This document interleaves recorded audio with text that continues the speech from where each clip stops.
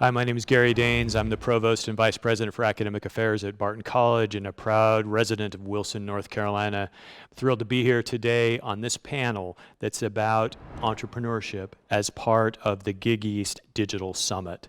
We're thrilled to have you join us, and you'll learn a tremendous amount from the people who will be talking with us today about entrepreneurship and about how to be an entrepreneur. We're sitting in the Gig East Exchange, a co-working space that is just on the cusp of opening up and that really represents the commitment of the city of Wilson to entrepreneurship. People will be able to come together here, to work together, to share ideas, to learn, to grow, and to build an entrepreneurial environment that will make Wilson second to none. So thanks for joining us today. Hope you learn a lot.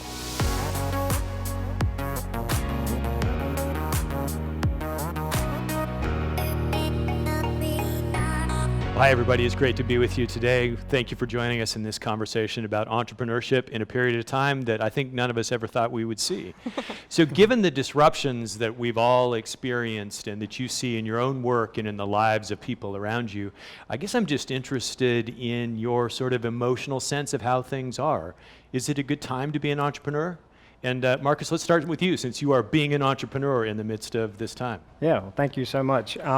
My name is Marcus AMAN with a company called Shift Auto, where we help automotive repair shops engage with their consumers and run more efficiently by offering pickup and return for vehicle service. And is it a good time to be an entrepreneur? It depends on how you look at it. You know, it's always an opportunity out there if you're in the right space. There's definitely a lot of companies that have been affected by it negatively, but there's other companies that look at it as a challenge. You know, what can they do to innovate the space they're currently in? By doing restaurants as a prime example, by curbside service. You know, for vehicle service, it's the same way. You know, we have to offer pickup and return now because it's not ideal for customers to wait in a lobby full of customers that may be potentially sick. Fantastic, fantastic. Rachel, what are you seeing? And Tom, I'm interested in hearing what you're seeing as well. Yeah, so I'm RACHAEL NEWBERRY. I run the Riot Accelerator program, so have been working with lots and lots of startups through this pandemic time, and it really does run the gamut. You know, you look at companies like Shift Auto, where you guys had this really nice, naturally, socially distant solution and kind of took off through the pandemic, and of course others in industries that are more negatively impacted, not so much, but I think entrepreneurs are resilient. You know, they're staying pretty optimistic. This is perhaps a much more drastic market shift than typically happens, but entrepreneurs are used to having to adapt quickly. So I think during this time, you just have to learn how to adapt more quickly and provide different kinds of solutions that kind of fit the times. Fantastic. Tom? Thanks, Gary. Tom Rue. I have the good fortune to lead the NC Idea Foundation. We are an independent private foundation that works very hard to support entrepreneurs, to support people in North Carolina realize their full entrepreneurial potential. I would say that it's an exceptional time to be an entrepreneur right now. You know, we know from data, from historical data, that some of the most successful companies, that dominate the Fortune 500 started in very, bear markets or very tough recessions. I'm not suggesting it's easier now, it certainly isn't. But the point I'm making is, for those that are figuring it out, in the conditions that we have right now, they tend to be much stronger and more resilient, and they're figuring things out. And then it goes without saying that when we finally start getting on the other side of this challenge, they're the ones at the very front of the line, and they'll be leading the recovery as we go forward. So all of you have talked about resilience, and I guess I'm just interested in learning more about that, right? I mean, resilience is sort of a hot word right now. Everybody should be resilient and gritty and learn how to pivot and all of that. But what does it look like? I mean, Marcus, in your work, when have you felt resilient, and what was the problem that you were facing that sort of elicited that from you? Yeah, well, there's a lot of problems that you face with a new company that you're starting, and we launched at the end of February our minimum viable product. So as we're onboarding new stores and signing up new customers, and the problems that you face during that time, it's like a roller coaster ride, right? You're at the very top one moment, and then 2 minutes later you might be at the bottom. But you have to be resilient to get through it, and running experiments and things like that, find out what works, what doesn't work, is really important. Yeah, I love that. How about for the two of you? Yeah, I think for us, we really try to instill in entrepreneurs that they have to stay closely engaged with their market. And that means always being in touch with your customers, particularly in times like this where things change so quickly. Entrepreneurs that stayed closely engaged with their customer base and just, led with empathy, tried to find solutions that kind of fit for everyone while maintaining their own business. I think that's kind of the definition of resilience for me. And I've seen a lot of entrepreneurs that have just tried to support their customers as best they can and serve the current needs. And that's all you can do. Resilience also is just being, I think, having better internal stock, right? And understanding and facing hard facts. When times are fat and easy and everybody can get a term sheet, right? You can make a pitch to private equity and say, and if we gather, 5% of market share, all these kind of just grand statements that would slide in the past, not anymore, right? So we have to get real with ourselves and say, okay, how can we verify that? How can we do, as Marcus said, that the micro experiments? How can we demonstrate that? How can we be more lean and stretch dollars because there's capital has been contracting. The good news is it's starting to come back out. So again, I say those that are doing it right now will be right at that front of the line, ready to demonstrate that they would be worthy stewards, of that kind of resource. Yeah. So Rachel and Tom, I want to follow up with the two of you because one thing that I like both about Riot and NC Idea is you are both entrepreneurial and you're part of the ecosystem, right? I mean, you provide this level of infrastructure and support for entrepreneurs. So it seems to me that you might have a whole range of insights into the infrastructure part. So what does funding look like? And what does the flow of prospective entrepreneurs into your programs look like? And as you are talking with colleagues around the United States in your space, right? The places where you're helping entrepreneurs flourish, what do you hear from folks in Raleigh and Boston and San Francisco and wherever else your networks are? One interesting side effect of all this for us being an organization that runs a lot of educational programs, runs a lot of events, just brings people together in a room very often. Obviously, we've shifted everything to virtual, but the nice thing about that is that's made our programs and our resources much more accessible. So folks that are in different geographies, far outside of the kind of urban centers can now participate in programs. New parents, we actually had 3 startup founders in our previous cohort that had newborns. They wouldn't have been able to participate in an intensive program like ours if it hadn't have been virtual. So I think the nice thing is that folks are trying to come together and support each other, and because we have these virtual offerings, that kind of opens up resources, and so that's at least one kind of positive take from this. That's fantastic. Tom, how about you? So we fund about 35 partners around the state. We call them our ecosystem partners. Riot, we are very proud to count Riot among our ecosystem partners. And so what we have seen is a much more coordinated effort to work together, right, and leverage the strengths of everybody else, and basically say, how can we at this time where the need has never been greater, how can we rise to the challenge and help more people? So, yes, that means things have pivoted where there have been lots of events and in-person activities. We're seeing a lot of it going virtually, but we're also getting creative and finding new ways to help entrepreneurs, start and grow things.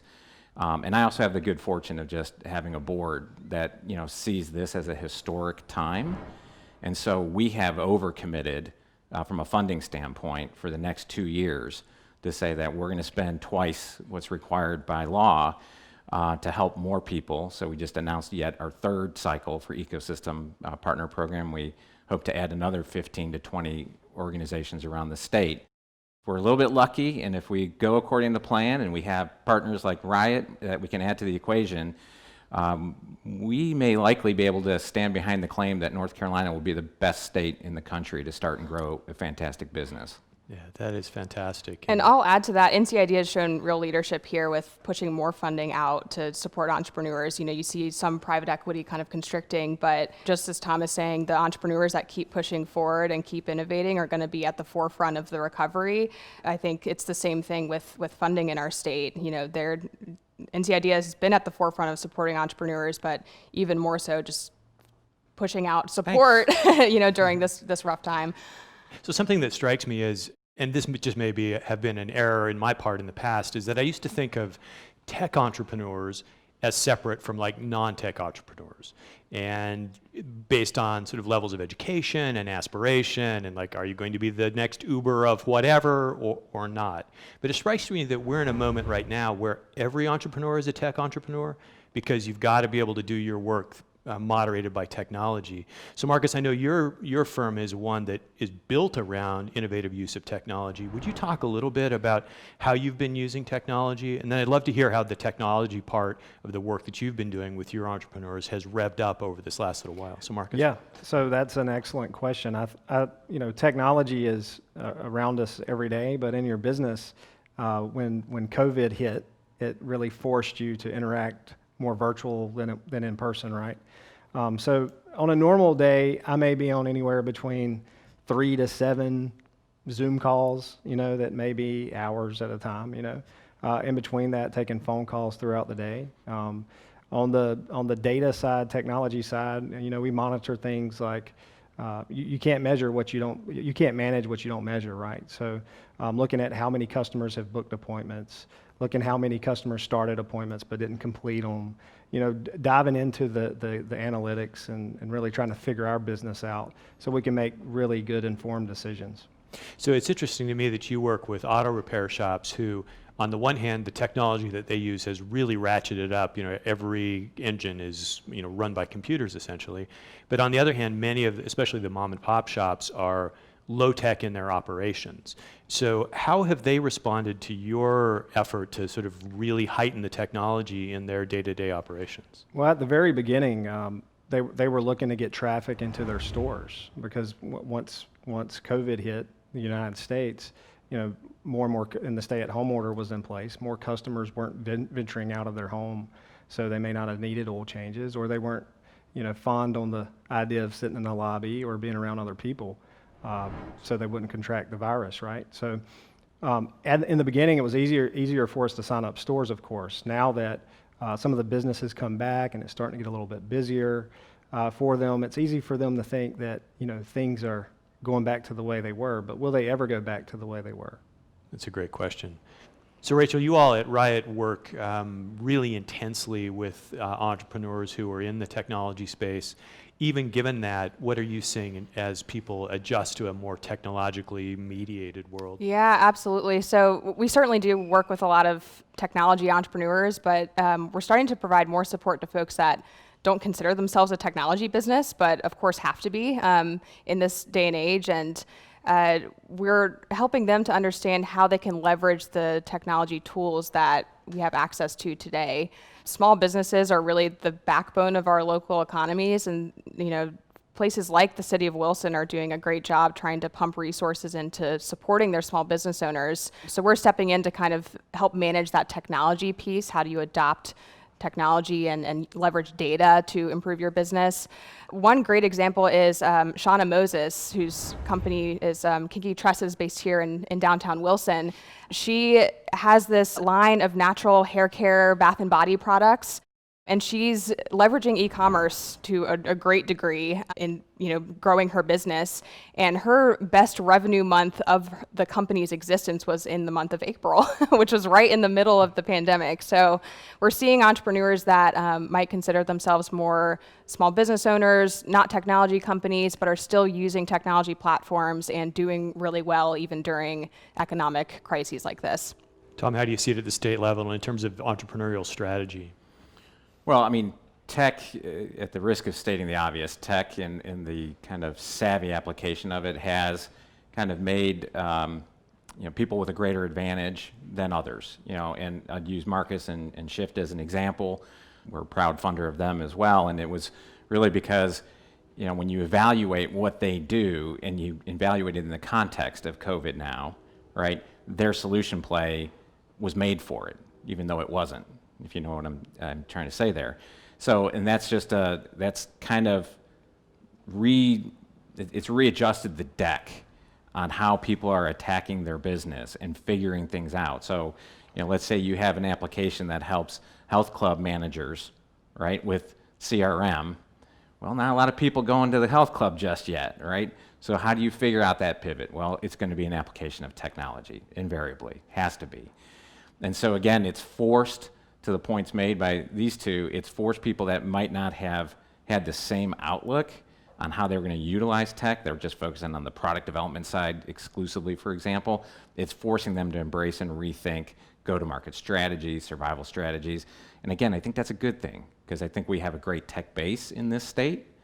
You know, there are certainly very high innovation centers across the state, and I think that plays well into the portfolio, so to speak, that we have in the statewide ecosystem. Yeah, so all of you have referred to sectors of the economy that have really been struggling, and in some instances it hasn't just been since March when we locked down, but even before that, right? So small retail businesses, certain parts of the service sector, now, you know, health clubs and restaurants and everything. So I guess I have a two-part question here. It's like the frowny face, smiley face version of the question. So where are the places that you're really seeing struggle? And what stories do you have from those sectors of the economy of people, to your point, Tom, who have said, all right, this is a struggle, but we're going to shift and we'll be successful in spite of the struggle? So where's the struggle, and what are the stories that you've seen of people kind of overcoming that? I'd say, you know, bars, nightclubs, you know, they've really struggled a lot here. I mean, they can't open, right, unless they're providing some form of food. There's a place in Winston, Salem, that has actually started offering food that was just a bar prior, so they found a loophole where they could actually open. So they found a way, you know, but a lot of businesses are not. Yeah. Anything that's, of course, dependent on in-person interaction. I think one area that we've seen struggling the most is like in-person sales. Anything that you know, requires a showroom. You know, car dealerships might be one example of that, but you know, furniture stores, you know, things that sell physical goods that have salespeople that are, you know, active and getting in front of people. Trade shows, obviously, people rely on that as a pipeline for customers, and those have totally gone away. So, you know, we're seeing entrepreneurs that are trying to, you know, reposition their value proposition, leverage technology to create new socially distant solutions, and find different ways to network with the community that doesn't require something like a trade show. But it's difficult, and I think you know, folks are being cautiously optimistic, but it's kind of a constant battle 6 months in. Yeah. So travel, hospitality, entertainment, all the obvious ones, right? And I think the real question will be, what will they look like? Like, how much of this change is going to become the normal, you know, afterwards, right? How will viewing habits change? Will, you know, movies just go right to stream, for example? Because I'm hard pressed to assume on the other side of COVID that everything's just going to go exactly back to the way it was. I don't think so. I think there's a big resizing that's going to happen in these industries, and I think that's just inevitable. On the upside, I think companies that will be thoughtful about what the new normal is going to be, right? They're going to anticipate how consumer behaviors are going to be changing. I think they will be rewarded mightily for kind of leading that thinking and being ahead of how consumer behavior is going to change. And they're going to say, hey, you know what? Doing a drive-by pickup of my meal with a sealed signature cocktail, like I start liking that now, right? And I'm just pulling out an example out of there, but those that can position and say this is how it's going to be going forward and play into that, I think they are just, like I said, I think they're going to do very, very well. You know, of course, we're sitting here in Wilson, North Carolina, and one of the reasons that we've all committed to this place is out of a vision that entrepreneurship can flourish beyond, you know, the stereotypical places, Silicon Valley, San Francisco, Boston, even in our state, you know, Raleigh, Durham, and Charlotte. So read the current moment through this location, through communities, micropolitans, right? 50,000 people, 20,000 people. What are the opportunities? It's redefining, you know, work and workforce. I'll give you an example. My two eldest children work for the same venture-backed company that's in cybersecurity. And they've just been told that they don't have to come back to an office. Earliest possible is 2022. So all of 2021, they have already committed to a work from home, which means distributed workforce. So what does that look like? That looks like, hey, I really love, living in downtown Charlotte or downtown Raleigh, but, when you're on lockdown, my little 900 square foot apartment's not so cool. But hey, in Wilson, I can have a nice 3-4 bedroom home. I can be on a 1 acre lot. I can have, countryscapes to go walk through, visit the Worley Park. I think what you're going to see is a mass migration in the workforce, and a perfect example you had asked earlier about, like, our peers nationally. There's an effort in Tulsa, Oklahoma called Remote Tulsa, where they're offering work from home knowledge workers $10,000 stipend to move to Tulsa. So who cares where your company is? If you're working from home, come to Tulsa.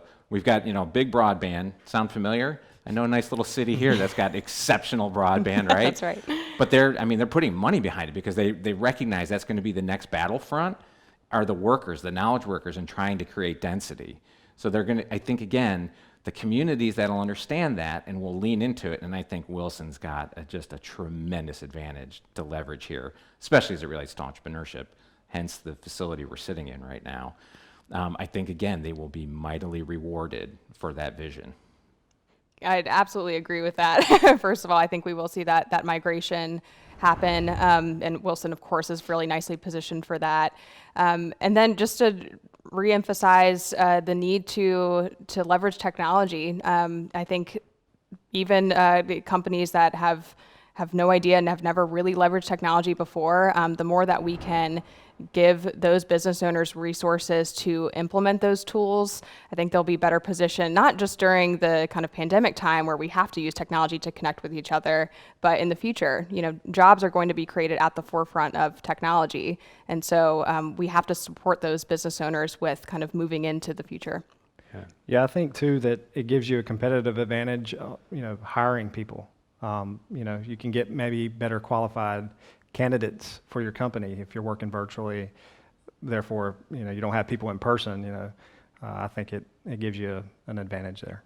Yeah, and given that I work at Barton College here in Wilson, we're thrilled with that, because that means that the students that graduate from Barton College can reasonably be considered against students who are graduating from the University of Michigan or NYU or Chapel Hill, because we're now sort of competing on the same geography, whereas in the past that might not have been the case. Mm-hmm. So it's really something that's really exciting to us at a small, independent, not famous college, is it's giving our graduates the opportunity to sort of go toe-to-toe and say, look, this is what I learned at a small school in a small place that I might not have picked up at a big university. Yeah, and I hope the side effect of some of this is that people realize that entrepreneurship can happen anywhere, and it is. There's great entrepreneurial ventures happening here in Wilson, but we want entrepreneurs to be able to build great companies where they're at, not have to move into these urban centers or go to Silicon Valley or anything like that. You can have a fantastic quality of life here and build a great company as well.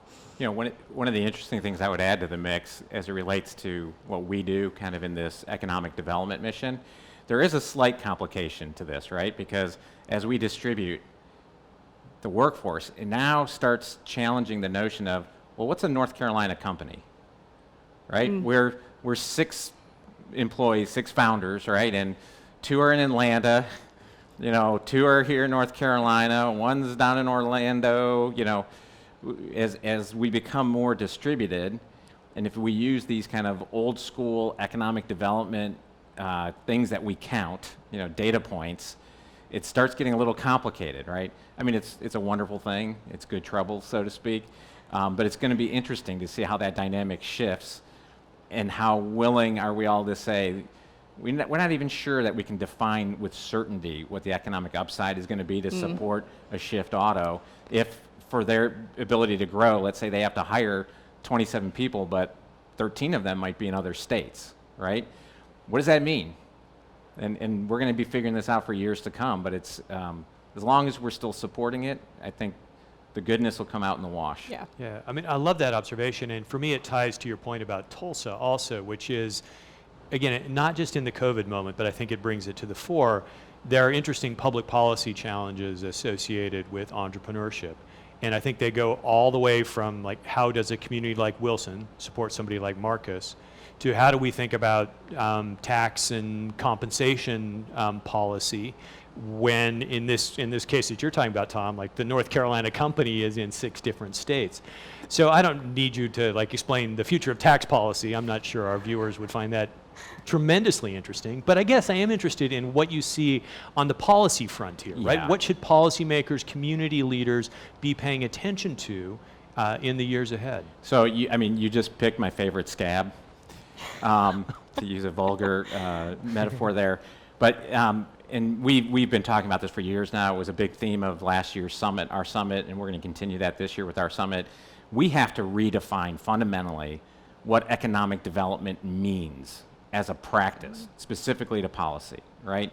The historical model, which is affectionately referred to as smokestack chasing, is we encourage a company to move here, right, by doing deferred tax collections and other incentives that the communities that would be, fortunate enough to bring that facility in will struggle to accommodate because all the infrastructure is right-sized to the moment and, has not yet been built to support a 800-person firm doing X, Y, or Z. But that's the old political model where then somebody gets to take credit in an election cycle that we brought 800 jobs here, right? And my argument going back for years now, it actually predates my time at the NC IDEA and goes back to my time at the Kauffman Foundation is, if we took a fraction of the resources that we were willing to defer, to do this old smokestack chasing, and we said instead, we're going to invest in folks like Marcus, and we're going to support organizations like Riot, right? And organizations like NC IDEA. The long-term benefits from that will 10x anything we get out of some, tax-deferred job credit program that may or may not ever manifest, right? And not only that, as he is successful building his company in a community, it'll be loyal, it'll stay there, it'll build wealth in that community. And that wealth and that tax base pays for better schools, better roads, better services, everything. It just takes a vision and a long view that goes beyond election cycles where somebody can't take credit for, I did this, right? It takes some enlightened policy that says this is for the common good. And if we have the patience, if we adequately fund it with people qualified to do those activities, eventually we'll get to this virtuous cycle where we get the flywheel effect. Yeah.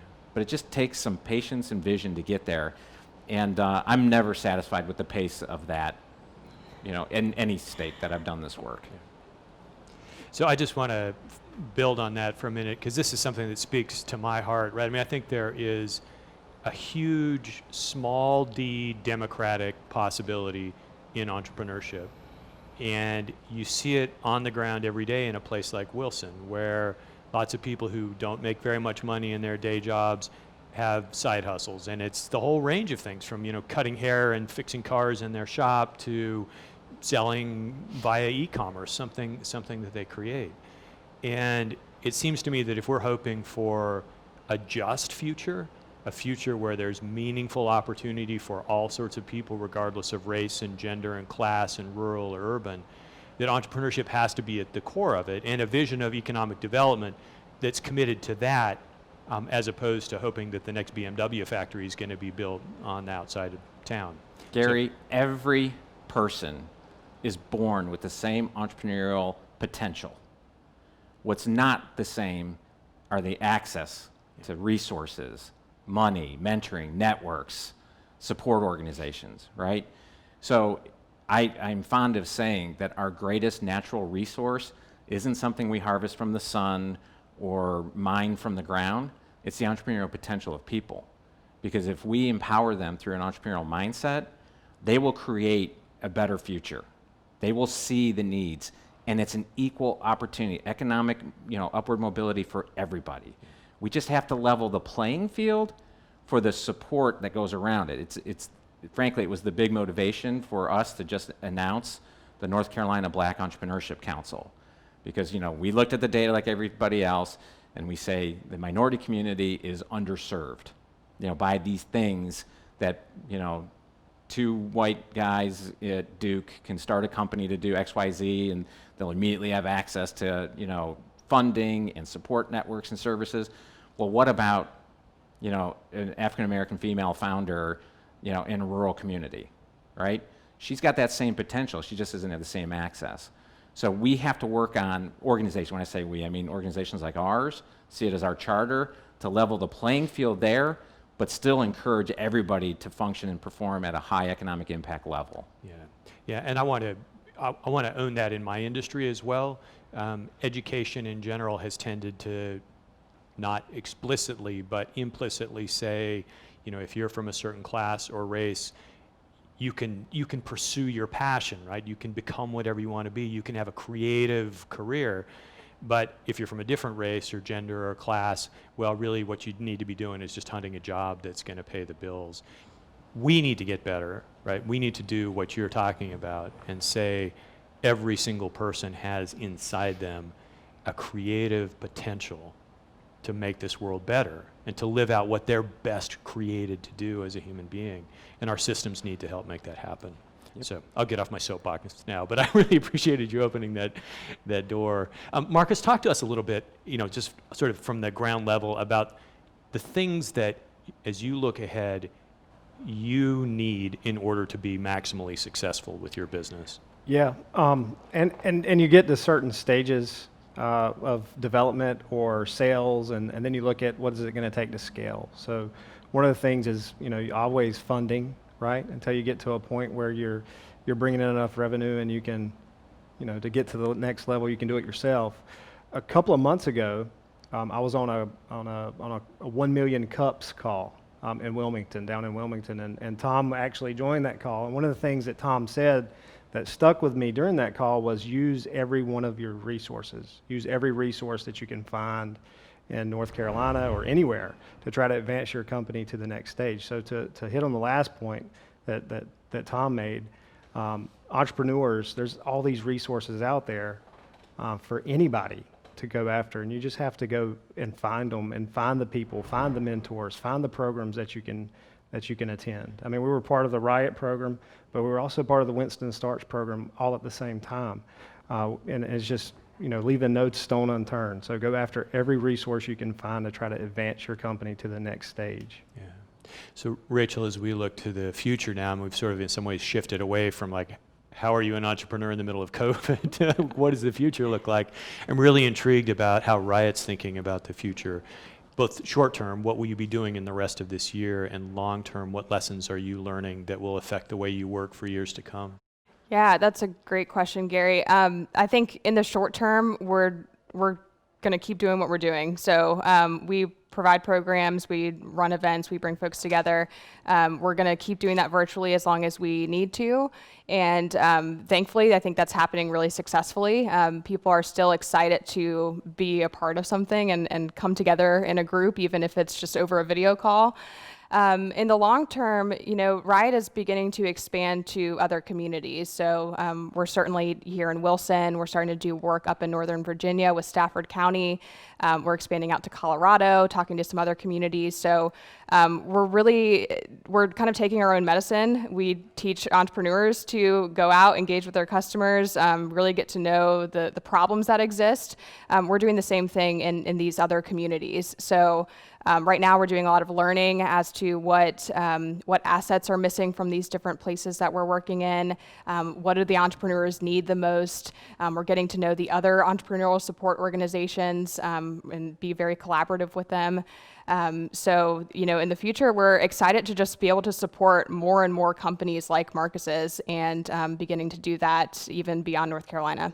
Fantastic. And Tom, you've talked a little bit already about how NC IDEA is expanding, doubling down on funding and things like that. What do the coming 5 years hold for NC IDEA, do you think? So I think we're going to, really hold ourselves accountable to helping on, leveling the playing field, like I said. I think, where we see things that are working really, really well, again, like Riot, when we funded Riot, it was years and years ago when it was still kind of fragile. Now they're a national leader, right? And we're going to be able to look back and be the beneficiaries of the work that they've done, and there will be these segments that North Carolina will be dominant in, and IoT will be one of those, thanks to Riot. So we got to find those other gaps, right? And that's where we're going to be focusing on raising more resources, even beyond our overspend commitment, so that we can find other categories where we can engage more of the population in entrepreneurship and really economically empower people. You know, we have launched a new educational effort program called Ice House. That's what this little lapel pin is for, where we have put a stake in the ground to say we want to educate 100,000 people in the state of North Carolina with a basic entrepreneurial mindset program so that they can start seeing the world differently, right? They'll start recognizing problems as opportunities, and they'll take that locus of control. We'll go from an external, you know, the world is something that happens to me, to an internal locus of control where I say, hey, I can be part of the solution, right? You can use different words. We call that entrepreneurship. We call it an entrepreneurial mindset, but it's all about human empowerment. So we really are going to be holding ourselves accountable 5 years from now to be able to quantify that, yes, we have empowered people, and in so doing, there has been significant economic benefit, but beyond that, societal benefit. We'll have greater engagement. We will reduce poverty rates, in particular around, you know, certain demographics and minority groups. When we've achieved that, we can, I think we'll take a breath then, but until then, we're going to run like, you know, just crazy people and figuring out new programs like the BEC and how we're going to be able to help more people. Yeah. You know, if we were doing this face-to-face as we would be wrapping up, people would get revved up for the networking part, right? They'd be getting their business cards out of their pocket and get ready to talk to each other. Well, we can't do face-to-face networking right now, but I want to ask you a networking-related question, and it's not on our sheet, so this is a little bit out of the blue here. But part of networking is connecting folks with other people. So I guess I'm just interested, as you all have met other people, as you've read things, as you've come across books, music, videos, organizations, who in the last little while has really changed your perspective? Who would you want to tell viewers about that has revved you up, and therefore you want to share the information about them so that they can get revved up as well? It's a great question. I'm struggling to answer in a way that doesn't sound like I'm pandering. Because I'm inspired by the people we serve. You know, I can't tell you how excited I was to see, you know, both of these two today, because we feel like, you know, we use language like you're part of the family now, right? And we use these kind of metaphors. And, you know, when Marcus becomes a NCIDF funded company, like, you know, we're rooting for him now every step of the way. And, you know, I just saw the announcement about the expansion into Virginia and Colorado for Riot, and again, it's probably not politically correct to say, but I feel like a proud papa, right? Like, yes, you go, keep going. That's what inspires me, right? It's because they are entrepreneurs, and those that are supporting entrepreneurs, they're on the front lines right now.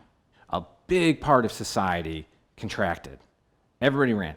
People in my industry, right, foundations, if they had any kind of overspend carry forward, they were burning it right now, because, you know, their endowments, our endowment isn't immune, right? We're down. So this is going to actually, this commitment we've made for the next 2 years, unless we can replenish it, will diminish our capacity in the out years. But our board and our staff has said, you know, we'll worry about the out years when we get there. The time is now. The need is now. Let's support these folks because they're out there figuring it out. And they're the ones that are going to be recreating the jobs that have been lost. And no disrespect, it's, you know, they're not going to come and save us. We're going to save ourselves, right? And it's because they're on the front lines figuring it out right now. And as they start growing, and that's why all net new job creation comes from firms that are 5 years old or younger, because that all they do is create jobs, right? Because they can't do anything without hiring people. That's why entrepreneurship has to be an economic development priority. And what inspires me are the people that are doing it and the people that we serve. Yeah, very well said. Rachel, Marcus, thoughts about this? Who's inspiring you? Who's making you look ahead? I've spoken to a lot of you know, mentors and you know, other co-founders of startup companies and what they're doing, and And like, for example, Rich with Blue Recruit, I've talked to him a couple of times. Carl with Swipe By, I've talked with him a few times on what they're doing differently than maybe what we're doing, but maybe we could connect and have some type of synergy, that'll help me in my company, So I've definitely networked differently in that way than I would have prior.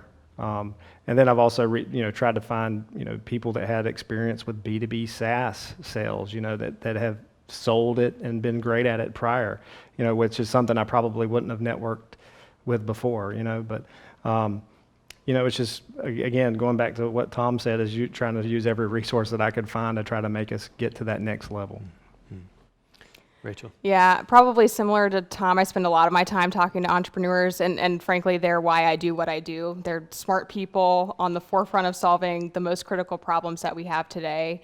And so we just encourage entrepreneurs to talk to each other, like Rich and Marcus, two founders that have come through our program, not at the same time, but have now formed a relationship and are kind of sharing best practices and so on. So yeah, we teach entrepreneurs to just kind of lead with support, get to know each other, and yeah, frankly, with what they're doing and being the problem solvers, and yeah, we're gonna have to save ourselves, that kind of mentality.